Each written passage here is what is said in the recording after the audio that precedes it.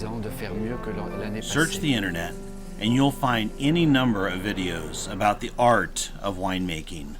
Flourishing vines, perfect grapes, the crunch of the skin, and the complexity of flavor. Secrets of the harvest known only by generations of experience. This is not one of those videos.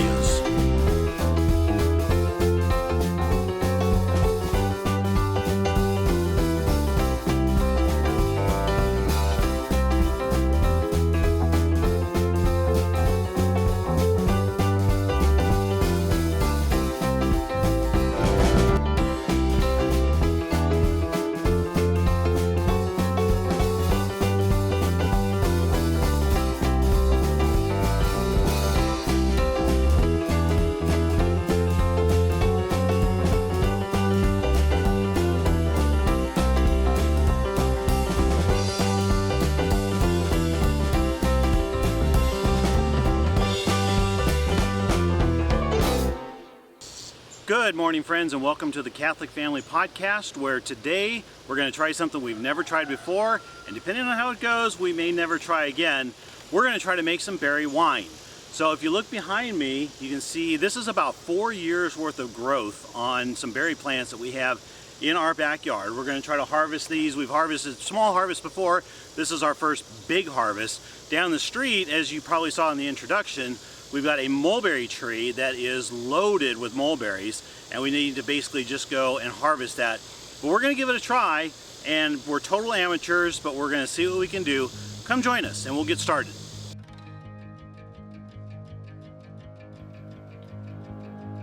Before we start, we're going to need some supplies.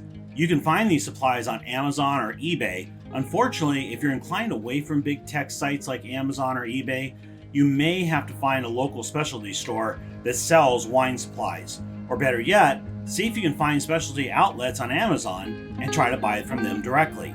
Regardless, you're not going to find most of this stuff at your local grocery store. First is tannin. No, not that tannin, although the name does strangely go with the bad guy from Back to the Future. Wine tannin will improve the flavor of a dull wine and can also add an earthy flavor to red wines. Next is your acid blend, which helps to balance the acidity of your wine and can make the difference between a good wine and a great one. Brewer's yeast helps to create carbon dioxide and ethanol during your fermentation process and is a must-have for any winemaking. Then you'll need airlocks, which we'll show you later. Gallon jugs, gallon-sized canning jars, wine bottles, and finally plastic tubing for siphoning.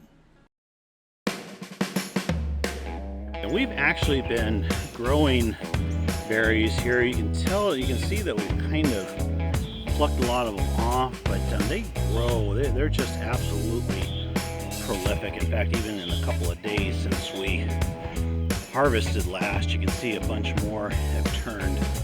You know, somewhere around you should have wild, even if you have to get out in the country, you have to go out. I mean, there should be somewhere, unless you live in the middle of a big city or something, should be somewhere you can go to pick berries and to start this whole process. This is how we're doing the raspberry portion. The nice black ones, right? Over at the mulberry tree, we're after a bigger haul, which can be accomplished through sheer brute force. Okay, go for it.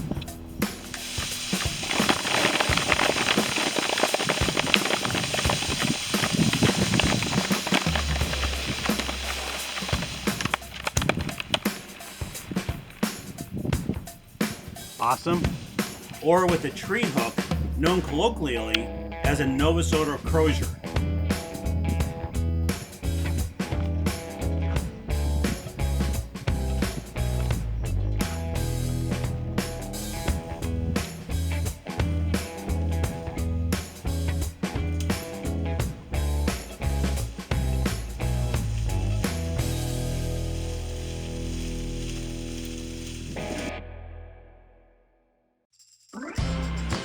We've got St. Benedict's batch.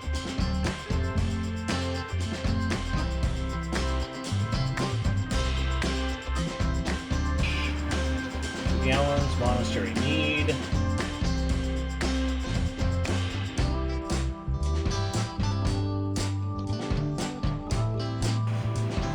2 gallons and Himbeerwein.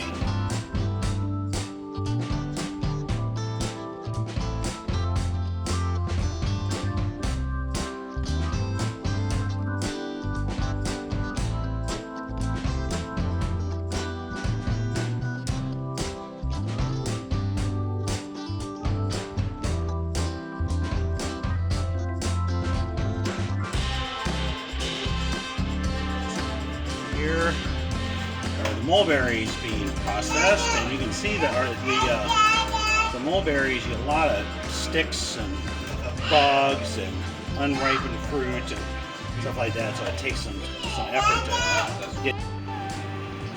These are the hands of blueberries being picked. Blueberries? I mean, Or mulberries. These are the hands of mulberries being picked today.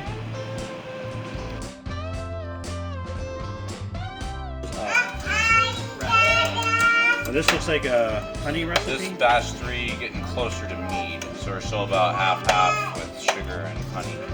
Okay, so the first batch was the Benedict batch. Is this mulberries here? That is mostly mulberries with a little bit of raspberry. Okay, and this is going to be made into the mead mixture, which is batch 3. Yeah. Awesome. Talk to me how you got this together. This was just boiling down the raspberries or the blackberries and the mulberries. Yeah, so this one's mostly mulberries. So it's like 2 cups of raspberries and 6 cups of mulberries or so. How much water? Is there any water, or is the juice all from the berries? This one's minimal water. No water. The other one's had a lot more water.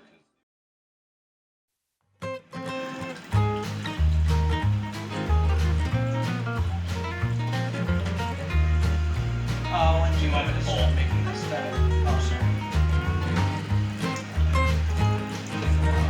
Oh my.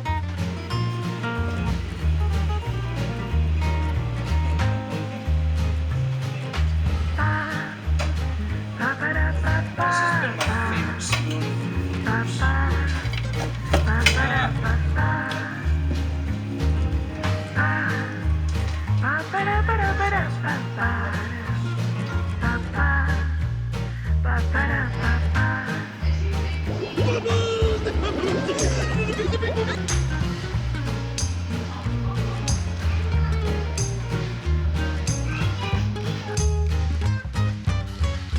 All right, so today is testing day, and also, well, we're gonna basically rotate the wine into new bottles.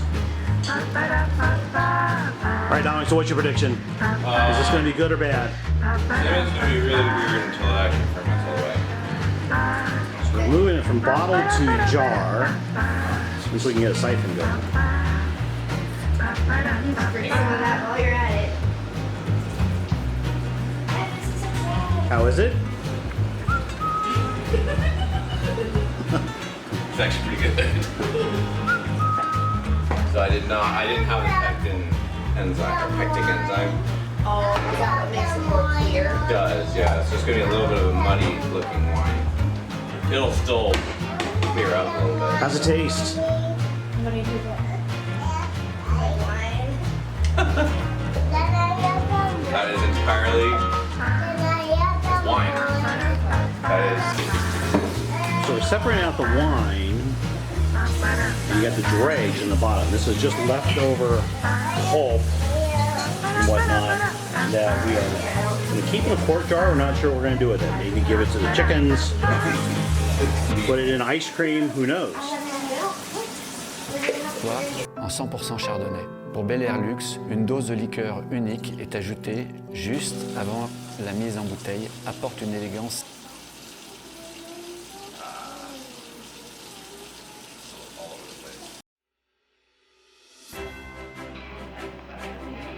All right, so now is the time, the moment we have all been waiting for. It is taste testing time in 4 glasses.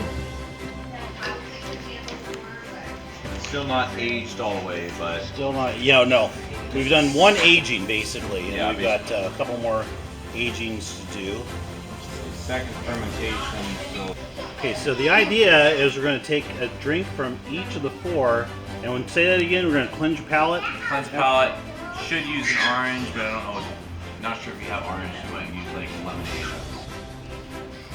All right, so Margaret's going to try some, and you picked this. You picked this stuff. So Okay, tasting time. We have our A team here. All right, here we go. We're gonna kind of pass it around. We're gonna start with the St. Benedict's batch, which is gonna be a little bit on the dry side. This one's the most sugar to raspberry ratio. Tastes like makes me think of a Cabernet. Yeah. So when this ages like 6 months, it'll gain a lot of Smells a very lot of different, body. too. Yeah, and it Yeah, doesn't. it's pretty shallow right now. There's not a whole lot of taste. Well, and you can smell the berry. Okay, so Himbeer Vine, which is my personal favorite. This one was more mulberry, and it had just more sugar all around. Tastes the same to me. No, it's like way sweeter. It's got way more of a body to it.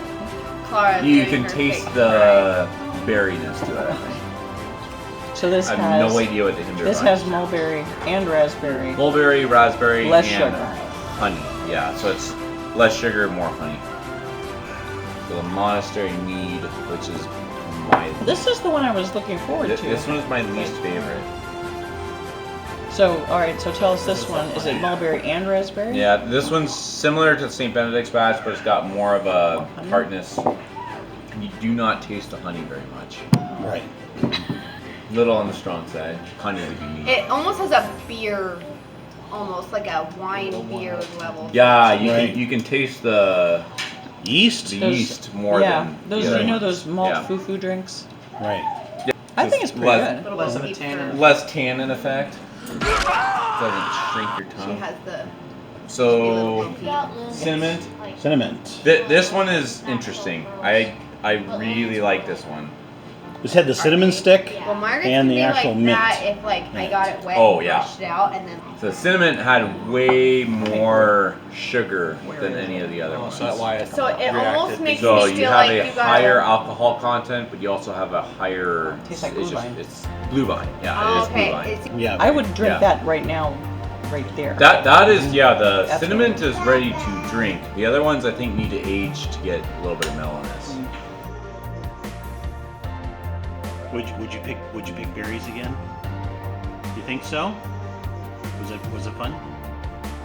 Yeah. William, would you do it again? Oh yeah. I mean, helping around is fun and all, but if ever you give me a second chance to be the Nova Soto bearer Crozier bearer, I'd accept that any day. All right. All right, Gabe, would you do it again? Sure. I didn't help really with anything except for shaking a tree, so I'll do it again. So, Dominic, last question. Would you do it again? Yes, pending what the final product's actually going to taste like. Yeah, we gotta wait about 3 months. we or so to got a find out. little bit until we really know, but the experience was fun. It was fun. I'd totally do it again. Yep. So there you have it. I don't think we're going to probably be winning any wine tasting competitions with this effort, but perhaps we've gotten a head start on our Christmas giving list. So if there's anything we've learned today, is that there's great anguish sometimes, but there's also great joy in trying new things and challenging ourselves and stepping outside of our comfort zone. Life is an adventure. Feel free to drink it up. I'm Dan Davis, and thanks for watching.